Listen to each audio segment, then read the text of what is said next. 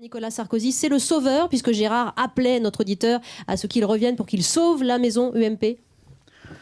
Écoutez, personne ne peut prétendre à être le sauveur. Je crois que nous redresserons l'UMP de façon collective.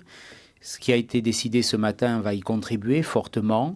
Ce sont les militants qui vont reconstruire l'UMP. C'est leur choix, c'est les procédures transparentes, démocratiques qui vont permettre d'avoir un congrès qui va mobiliser des militants, retrouver une crédibilité et donc redonner une légitimité à une nouvelle direction. Tous très sages. On a l'impression que le psychodrame d'il y a 1 an et demi a laissé des traces et Bien que sûr. Justement vous êtes sur une autre ligne. Vous savez, si on a ces problèmes aujourd'hui, ils sont très directement la conséquence, une des conséquences de ce qui s'est passé il y a 2 ans.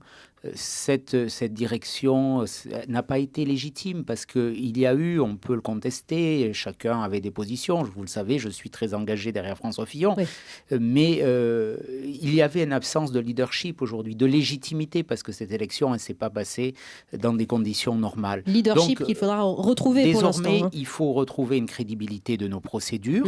C'est l'objet de la direction transitoire, avec 3 personnalités incontestables, 3 hommes d'État, 3 anciens premiers ministres, Alain Juppé, Jean-Pierre Raffarin, François Fillon. Ce sont des hommes de vérité qui vont donner une ligne à l'UMP, qui vont organiser ce congrès avec une haute autorité indépendante, donc de la crédibilité. Ensuite, les électeurs, les militants décideront, et peu importe qui ils choisissent, mais ils auront choisi, nous aurons un chef, nous aurons un leader je voudrais qui va préparer les primaires. Donc voilà, la crédibilité, elle est là.